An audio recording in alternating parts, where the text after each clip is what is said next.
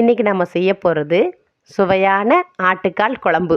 இதை ஆட்டுக்கால் பாயான்னு கூட சொல்லலாம். நல்ல சதப்பிடிப்பான ஆட்டுக்காலை வாங்கி நல்லா கழுவிட்டு அது முழுகிற அளவுக்கு தண்ணீர் ஊற்றி மஞ்சத்தூள் இஞ்சி பூண்டு பேஸ்ட் சேர்த்து குக்கரில் 8 விசில் வரும் வரைக்கும் நல்லா வேக வச்சு எடுத்துக்கணும். கொஞ்சம் நிறையா தேங்காய் எடுத்துக்கோங்க. முந்திரி, கசகசா, சோம்பு, மிளகு சேர்த்து தண்ணீர் விட்டு நல்லா பேஸ்ட்டாக அரைச்சி எடுத்து வச்சுக்கலாம். வெங்காயம், தக்காளி எடுத்து கட் பண்ணிக்கணும். பூண்டு, பச்சை மிளகாய், கருவேப்பிலை எடுத்து வச்சுக்கலாம். மிளகாய்த்தூள், மல்லித்தூள், மஞ்சள் தூள், உப்பு எடுத்துக்கணும். ஆட்டுக்கால் நல்லா வெந்திருக்கு. இங்கே பாருங்கள், அதை சூப்போடு அப்படியே எடுத்து வச்சுக்கலாம். பேனில் கடலெண்ணெய் அல்லது நல்லெண்ணெய் சேர்த்துட்டு தாளிக்கிறதுக்கு பட்டை, கிராம்பு, சோம்பு, பிரியாணியில் சேர்த்துட்டு வெங்காயம், பூண்டு, பச்சை மிளகாய், கருவேப்பிலை சேர்த்து நல்லா வதக்கி விட்டுக்கலாம். இஞ்சி பூண்டு பேஸ்ட் சேர்த்துட்டு நல்லா வதக்கி விட்டுட்டு தக்காளி சேர்த்து அதையும் நல்லா குழைய வதக்கி விட்டுக்கணும்.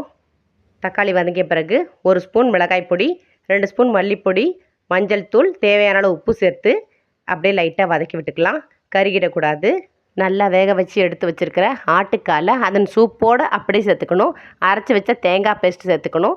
நல்லா மிக்ஸ் பண்ணி விட்டுட்டு தேவைப்பட்டால் கொஞ்சம் தண்ணீர் சேர்த்துக்கலாம். 10 நிமிஷம் மீடியம் ஃப்ளேமில் வச்சு நல்லா கொதிக்க விட்டு இறக்குனா டேஸ்ட்டான ஆட்டுக்கால் பாயா மணக்க மணக்க ரெடியாக இருக்குது. இதை ஆப்பம், தோசை, சாதத்தோடு சேர்த்து வச்சு சாப்பிடலாம். எப்படி சாப்பிட்டாலும் டேஸ்ட்டாக இருக்கும். ட்ரை பண்ணி பாருங்கள்.